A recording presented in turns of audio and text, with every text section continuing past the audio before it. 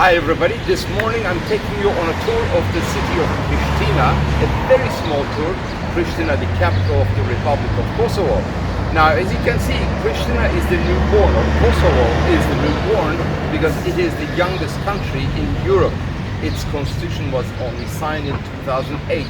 And as you go back from 2008, it's a history that's wrought with wars and a lot of bloodshed, unfortunately.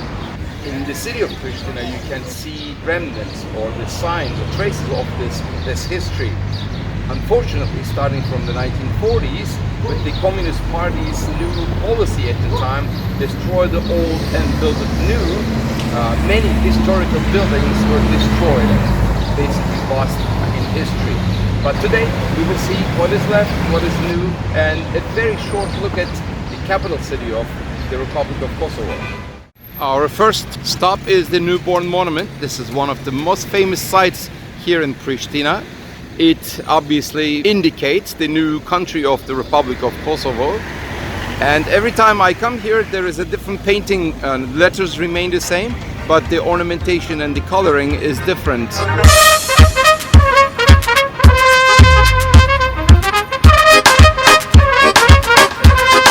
The majority of the people in Kosovo are Muslims, and there's a small Serbian Orthodox minority. But Mother Teresa is highly revered here, and she was born in North Macedonia, not very far from here.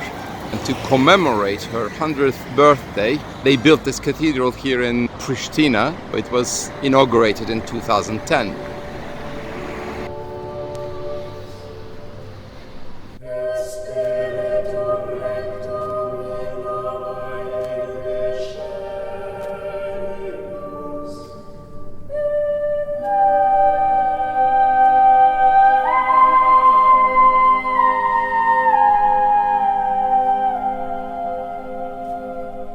The building you see behind me is one of the most famous sites or infamous sites in Prishtina. It is sometimes considered as the ugliest building in the world. That decision I will leave to you. It is the National Library of Kosovo. It was designed by the Croatian architect Andrija Mutjaković and completed in 1982. It's said to be that insides are actually more attractive and beautiful than what we see outside. And let's have a look.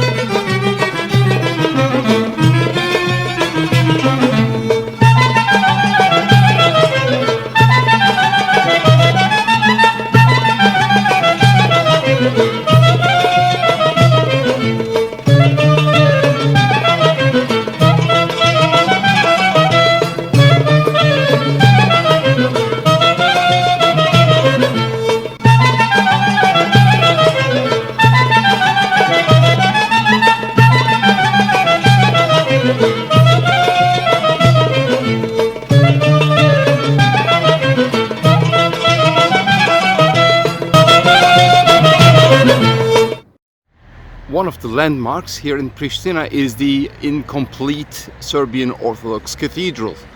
It sits right in between the famous library building and the university buildings.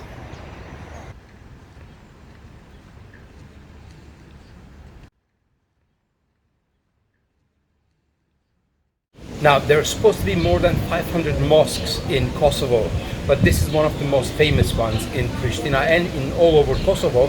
It is known as the Imperial Mosque. It was built in 1461 during the Ottoman rule in this region. It's not a very big mosque, but it's supposed to be really beautiful, and it has been recently restored. So we'll have a quick look at the Imperial Mosque, or in Albanian, Jamia Kara.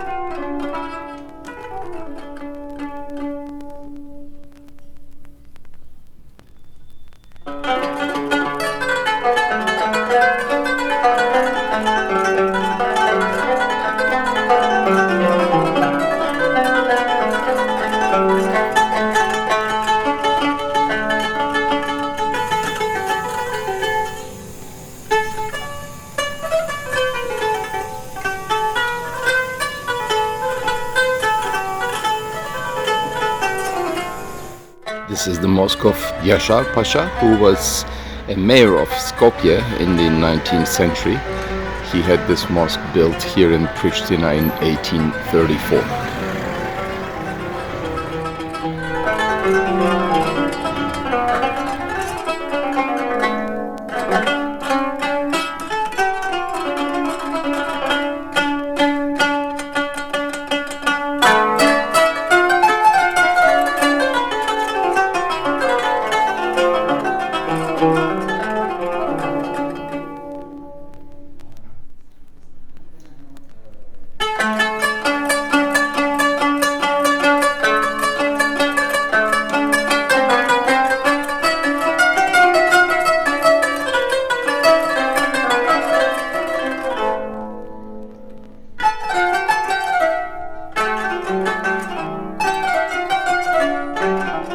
This clock tower is also named after Jashar Pasha, and it was built in the 19th century to inform people when to pray and also notify the tradesmen to when to close their shops.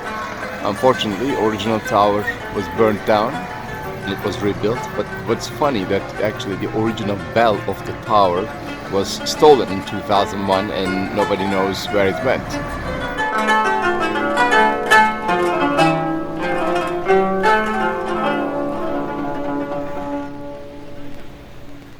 This terracotta figurine, Goddess on the Throne, was found near Prishtina and is dated to approximately to the 6th millennia BCE. The figurine is housed at the National Museum and has been adopted as the symbol of the city of Prishtina. You can see the staples in thousands that actually make up this portrait of Mother Teresa. This is at the Archaeological Museum.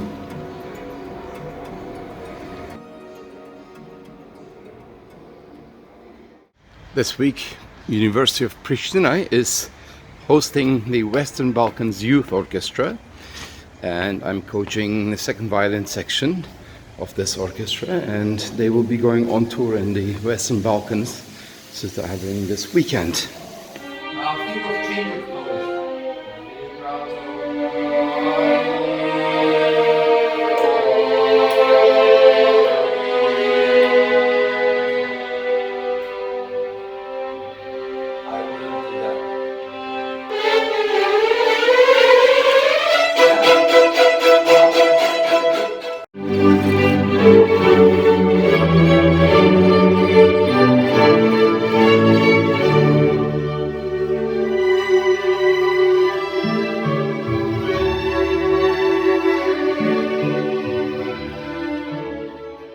This is the view from the music department of the university, and in this one picture actually you can see three of the buildings I mentioned. On the very left is the dome of the Serbian Orthodox Cathedral, the incomplete one, and then you can see the little domes, funny domes of the National Library, and behind with the white tower is the Catholic cathedral dedicated to the Mother Teresa.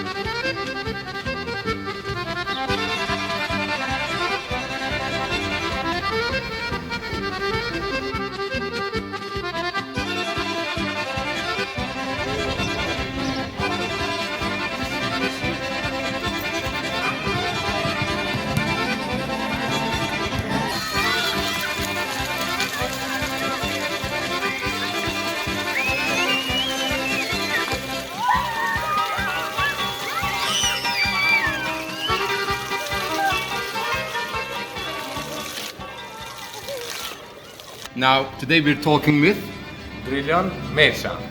Drilon. Drilon, yes. Drilon. Nice meeting you, Drilon. I am actually familiar with the food here because whenever I had a chance, I was here. So I asked Drilon to explain what we have here. Two different kinds of meat from Yes. cows, basically. Okay. This one is çifte. It's made with onion and pepper. This one is kebab. This Kebab. one has, yes, no onion, no pepper, only meat and salt. Okay. I move on.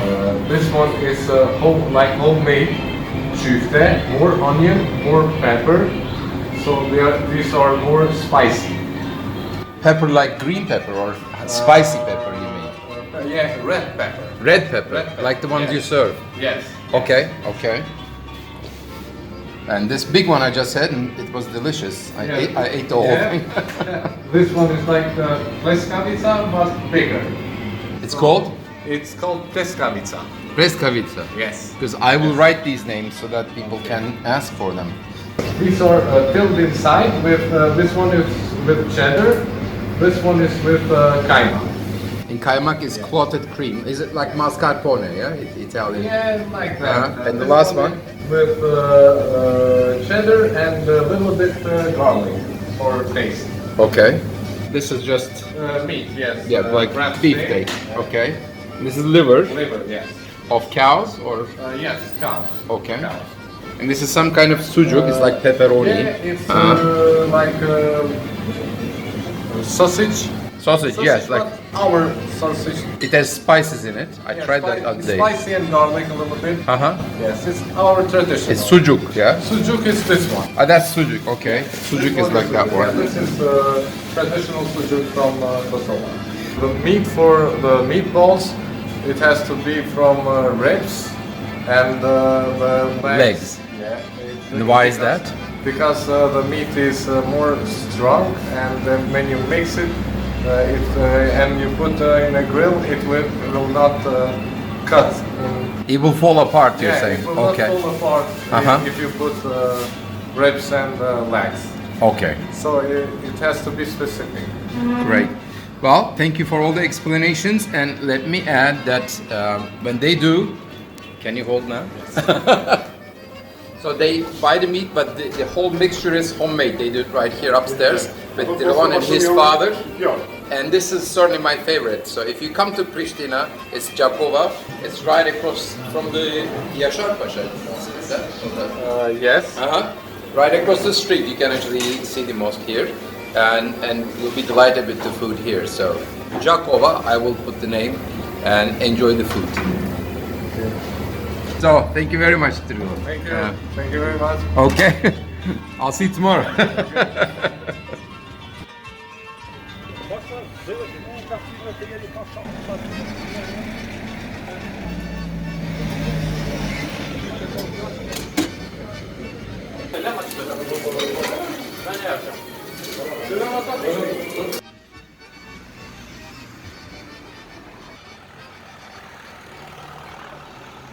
Now here, meatballs there's a variety of meatballs, and sometimes they're called Qebaptore, but these have different names. It's typically served with very finely chopped onions and grilled pepper, and also finely chopped cabbages. Enjoy the meatballs here.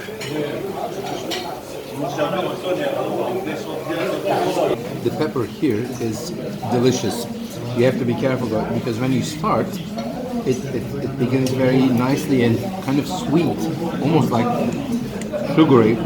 And then in a few seconds, the spiciness, hotness comes in, and then it takes a big bite out of your throat. But it's really delicious. So if you like spicy food, certainly you need to go for this.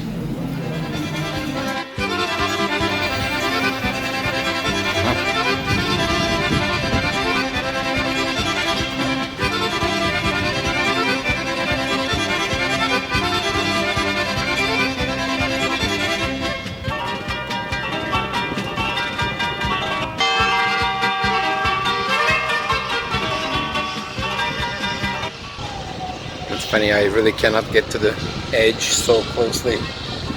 So I'm holding the camera a little forward so that I can show you these buildings.